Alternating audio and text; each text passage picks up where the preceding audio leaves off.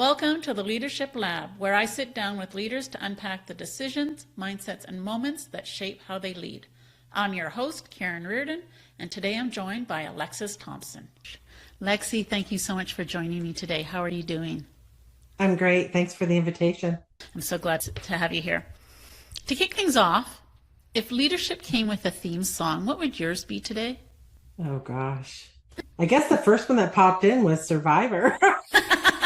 I don't know why. I'm not, but that's what popped in today. I'm a little scared. Should we unpack that or just let that go for now? I think leadership comes with, in a lot of cases, unfortunately, and I think why coaching is important, which is an interesting segue, is sometimes you just learn by fire, right? You were really good at something, so you got promoted to lead people who were doing the thing you were good at without often any education or experience in what it means to become a leader or supervisor of the people that were once you. And that can be really rough. And it's not for everybody. For sure. I've experienced that firsthand as someone who has been a subordinate to someone who's been promoted to those positions and just sort of being put into a more leadership role as well, for sure. So on that note, maybe we could start with a bit of your background and how that led up to you getting into the coaching leadership space. Yeah. So the beginning of my career was more in the nonprofit space, missing children. That's a whole chapter and a few. And then from there, I realized the nonprofit sector was what it was. And I was like, well, how do I get into this for-profit gig? And I read what color is your parachute back in the day, and trying to figure out what I wanted to be and doing when I grew up, other than in working in development. And so those assessments came back that I might be pretty decent at recruiting. So I got into that game and I went and worked at Kelly Services, recruiting people to work at Frito-Lay on the warehouse floor. And it was fun, but it wasn't terribly challenging. And it was a little frustrating because of the burn and turn of that type of work. So I went into executive coaching, which was a very different challenge. And I'm an Aries moon, which means I like to hunt and I like to conquer and I like to win. And so that recruiting space was a really good fit for me for quite a long time. And then those leaders would get placed in their new jobs and I would kind of be done with them, but then I would kind of miss them because much like buying a house, transferring jobs is an intimate thing and you get to know someone in a different kind of way. And so I always left the door open, and eventually people started calling back going, well, can you help me with this? And can you figure out that? And I was like, oh, this is going to be way more fun to help them develop their business. So I went back to school and got my master's in executive leadership and coaching, and made it a little more official that I was going to make that transition. And so that's kind of how I got here. I've had some really good leaders, and just like everybody else, I've had some that I wouldn't say were really good. I think we've all had that experience, or we've all been one or both of those leaders on our journey. When I began to understand the leverage point that one leader has impact on so many individuals, in that ripple effect of the direct report, indirect, and then keep going down the food chain, I began to understand that if we could get leadership right, we could get a lot of other things right as a byproduct of that. And so how has your time in nonprofit and recruitment, how has that shaped your perspective on leadership? So in the nonprofit world, because I was working in a really rough industry with the missing children, I would say I had a keen impact very early on, and I literally wrote a book about this, and it's a foundational part, is that I learned and I was able to witness what I have come to call grace in action, where in the nonprofit world, it's not that they're not there to make money. And depending upon where you are, that's more or less the case. But I would say in the typical nonprofit, it starts with someone's heart beating so hard in their chest to solve a problem in our communities. And so they get in motion about it, right? And when you're working inside or with someone whose vision is being realized in the nonprofit space, there's this different contextual experience of it that I've had in the for-profit space. I'm not saying it's better or it's worse. It's just different. And what I began to see was there was a willingness to put your heart on the line a little more. because it really often was birthed from a hardship. In the case of missing children, many people who have that experience become passionate about that experience and trying to eradicate it for others. And there was just a lot of really hard things, as you would imagine, inside that context of that conversation of missing children and how to keep our children safe in that conversation. So I got to witness a lot of grace, but I also witnessed a lot of grit, because knocking on doors and asking for money is not an easy thing to do.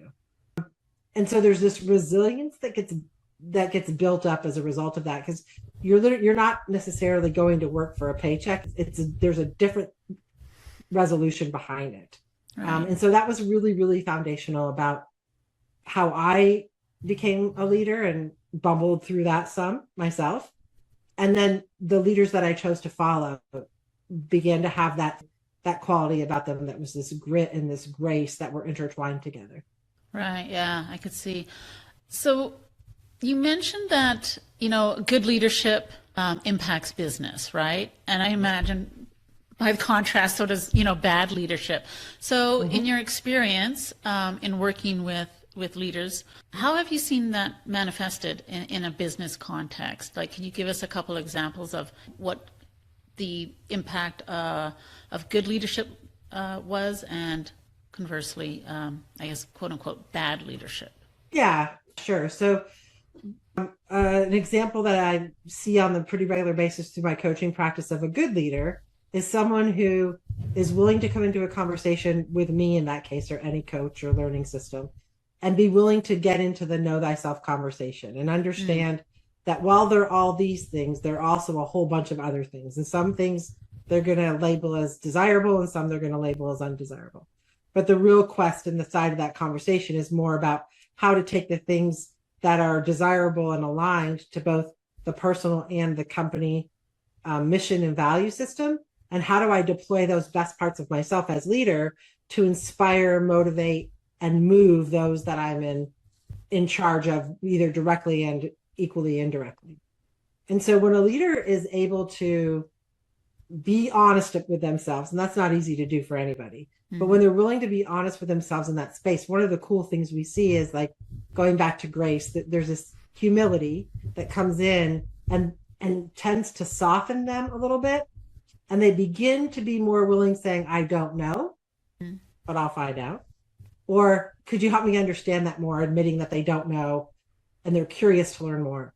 And when either one or both of those things show up, the impact to the business that I've seen is that there's many positive impacts, but the most common ones are, you'll start to see the bench below the leader rise up and take some of those gaps and start to be shining stars, which is really good for tenure, engagement, building a bench, all of those things, right?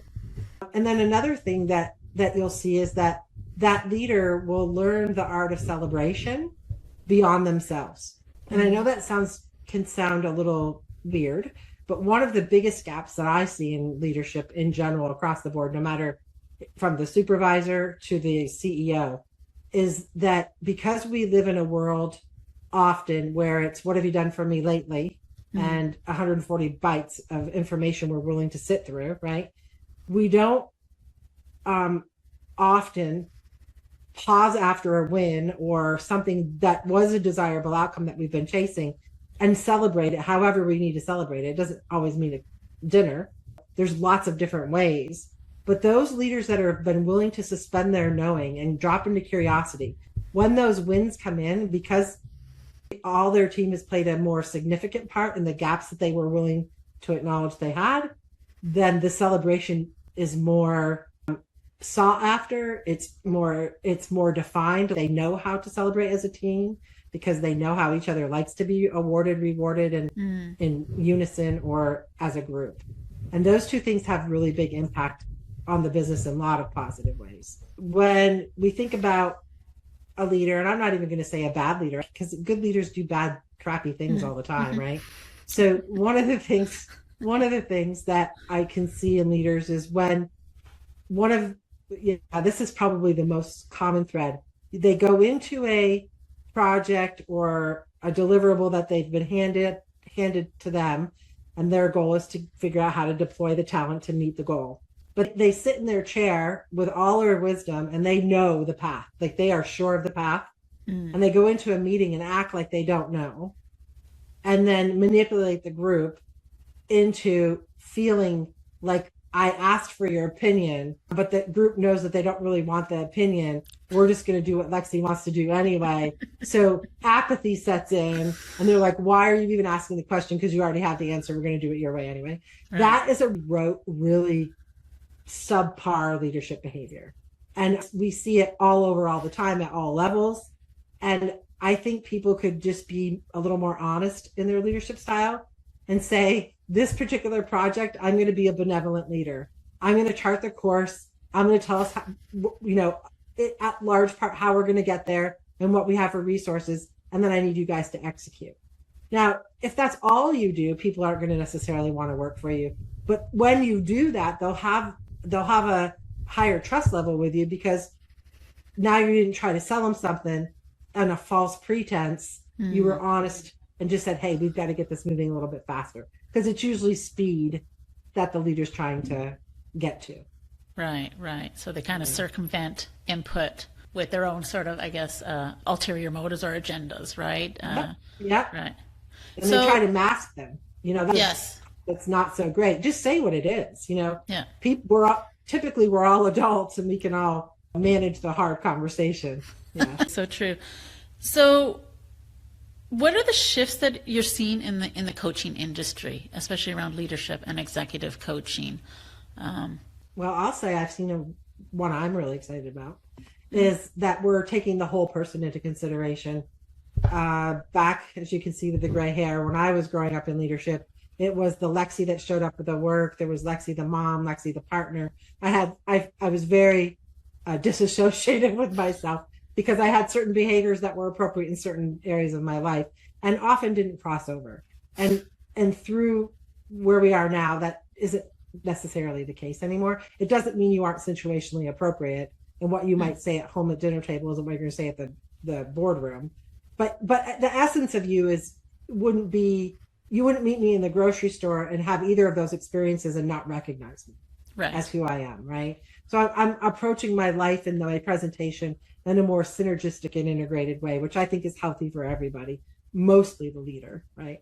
And then, because of that, so many really good things come up, because now I'm even finding with some of my coaching clients that they're really digging into the spiritual realm of their life. They're trying to figure out, because I deal with senior executives, so they might be at the second half of their career as a senior leader or the bottom quarter. And now they're like, what's next? We're talking about legacy. They're trying to figure out, what are my values? They've changed. I'm not a parent anymore. I'm, of young people. I'm not this, that. I don't really want a library named after me, but I don't know what I want to do.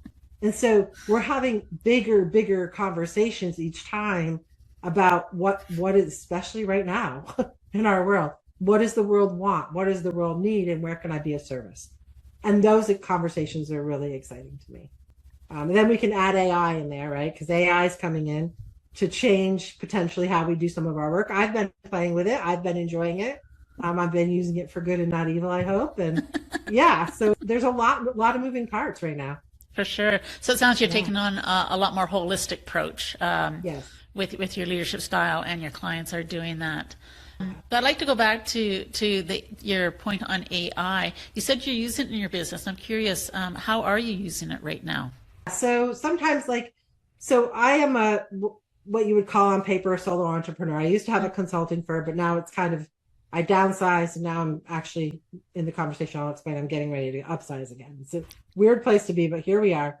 And in that interim, I have an assistant in some ways to bounce an idea off or look at a construct. Or if I want to look at 3 or 4 different mental models, which is very much what I love to do, I go, okay, well, if this one interfaced here and this one interfaced here, AI can just do it so much more quickly than me. In the old days, I'd have my kitchen table and 14 books out mapping on Excel spreadsheets how they would interface, right? And now I can do that in a conversation with a technology.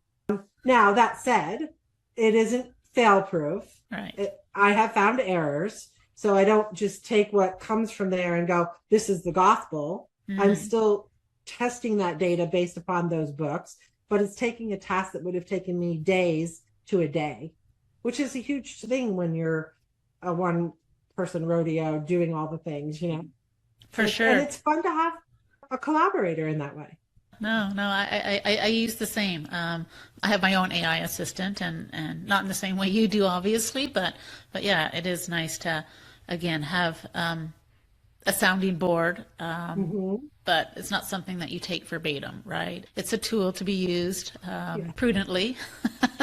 Yes, and I would also say, I've had a couple of young coaches ask me, well, do you just put, because we all use some form of assessment to get a conversation started with someone, right? I think most of us do. And they were like, should I just throw the assessment there and let the AI do the debrief? I'm like, you can, but I'm going to tell you, I've tested that because I've been doing this a long time, and it isn't always right, and you're going to look the fool, but you know, but it's going to bite you in the butt, because what happens is you're dealing with the other person, the person who you're working with has all the human elements of intuition and discernment and sensory, right? So they know the difference, and they know when you're just reading a script versus you read data, you integrated it and amalgamated it, and then you're just mirroring back, which is what we do as guides, right? As coaches, right? Versus just reading them. This is who you are. You can sniff that out. Definitely, for sure. So you mentioned that you're in growth mode. What is that looking like for you these days? And what are some of the challenges that are coming along with that? This has been a little unexpected. So back when I had the consulting firm, I had a whole suite of development for leaders at most levels of the organization, and we deployed them, and it was fun and everything was great. Nothing was wrong. I just needed a break. And then during COVID, I finished my book called The Power of a Graceful Leader. And that work was very different than the L&D work that I was doing prior. It was more the whole being work, and a fair amount of spiritualness to it, but not religion, just essence work in there. And so I had a client ask me they had worked with me on the communication tools that I certified in, a lot of really good ones. But I always found myself taking an assessment and then creating an awareness with a group of people, and then bringing them to whatever learning model it was. It didn't matter what one it was, because when they became self-aware, they could understand, who am I? And then who am I in relationship to this incubator that we're in, playing around in the sandbox? And then how can I take this thing I played with out into my real world and use it? Versus what I used to do. I took the course, I'm an A student, got the t-shirt, put the book on the shelf. I got certified. Next. I was just checking boxes. And then eventually I stopped checking boxes and I started to really get into it. So I took a course that I have, the communications course, my Graceful Leadership book, and I merged it for a communication course to see what would happen. And this was before AI. This was, I was doing this the old fashioned way. And I loved it. I could see transformation. So I said, I'm going to beta test this. So I took it into a couple clients, and it got sticky really quick. And transformation was happening within weeks of people taking the course. And I was like, holy moly, this is good. This is really working. And so I used StrengthsFinder as the tool at that point for the Know Who You Are tool. And I was like, I worked with it many years. And I said, I'm going to pitch this over to Gallup and see, will they sign off and say I can use their tool? Because, that can be yes or no at any given moment. And I didn't expect any response, much less within 2 days. Hey, we really love this. Let's talk. And then within a month, go for it. So I have now it's not Gallup in the essence that they own it. And I can't say that they are the gods blessing it, but I can tell you I'm licensed to sell it and certify other facilitators and coaches to take it into their organizations and use it with their clients.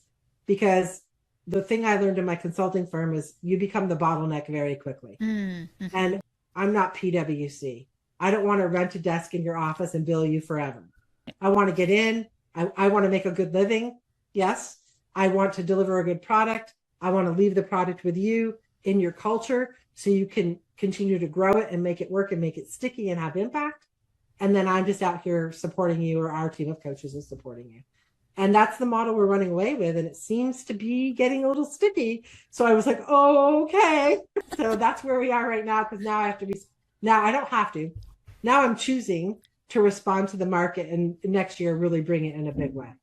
So that's amazing. Yeah. And I imagine when you started going down this path, was that on your radar, or is this just sort of a pleasant surprise? And it is a pleasant surprise. At first I was just, when I downsized my firm, I kept just a handful of clients that I adore.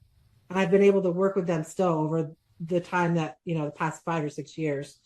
And so whenever they have a problem, I'm a trusted advisor, and I love that. So I look in my toolkit. If I don't have it, I go find something and refer it into them. But when they needed communication, I knew I was going to have something. And it was really exciting for me, because we have the communications course, we have the becoming a graceful leadership course.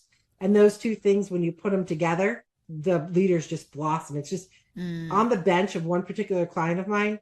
They didn't really have a bench before. And then they started to get disciplined about their discipline in there. I was able to be so lucky to partner with them, and their bench, they had so many internal promotions. It became a little bit disruptive for them. But a large part of it was when we looked at how many people had been through some of this programming, it was well over 50% of them that were promotable. And that's a very good number for the type of work that we're doing. So I was really proud of it. Yeah. That's amazing. Yeah. So, yeah, I mean, it sounds like you're ready to just go forth and conquer. What are the challenges that you're feeling right now in all of this? So one is it's going to be, I have two things I'm trying to work through, and it's funny because I'm bringing a bunch of coaches together to talk me through this, because I need a little support. So if anyone listening has an idea, please send it to me.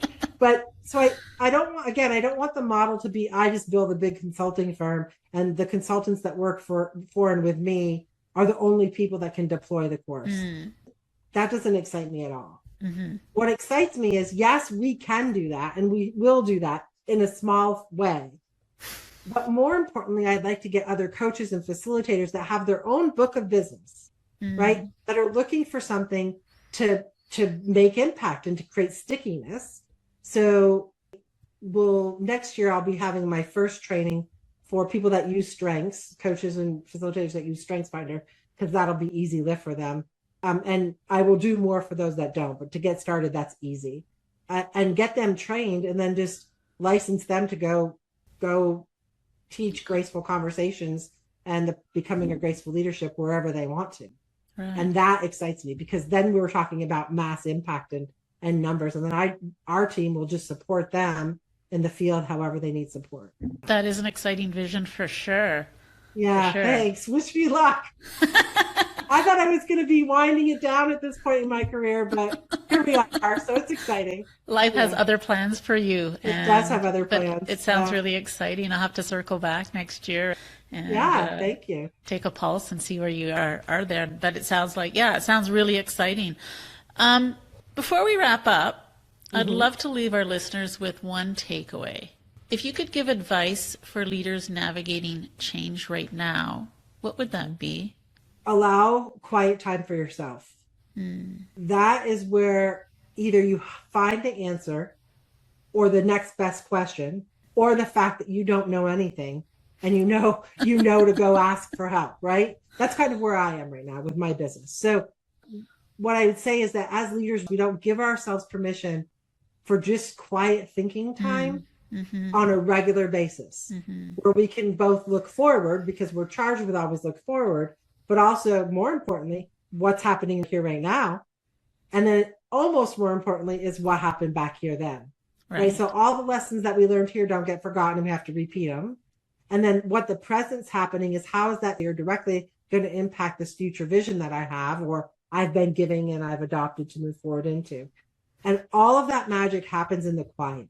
And I don't know how to explain to you how many leaders, when I give them quiet time activities, they have the biggest struggle. Or I give them a journal and there's no directions.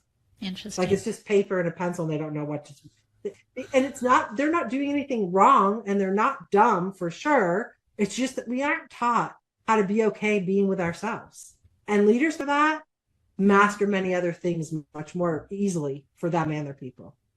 Yeah. So practice the pause. Taking the time and the space to sort of sit with yourself, your thoughts, what comes up, reflection is what I'm hearing.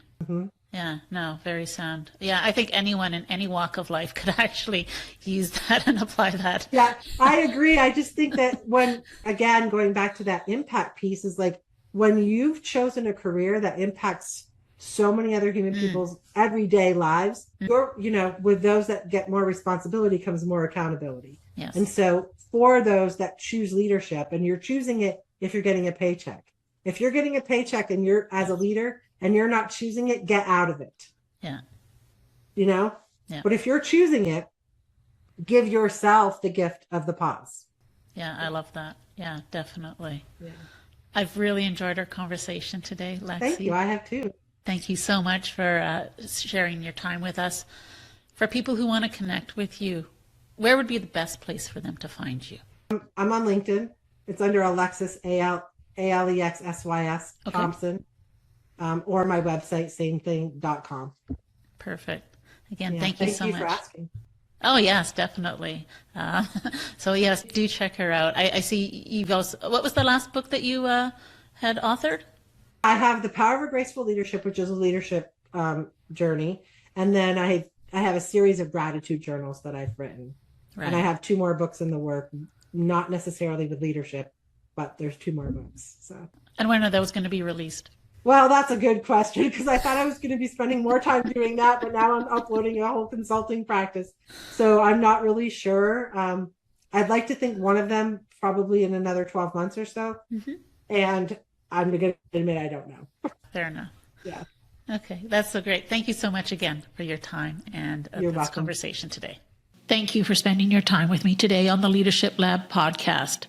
My hope is that this conversation sparked a new perspective or reinforced something you already knew. Until next time, keep leading with curiosity and intention.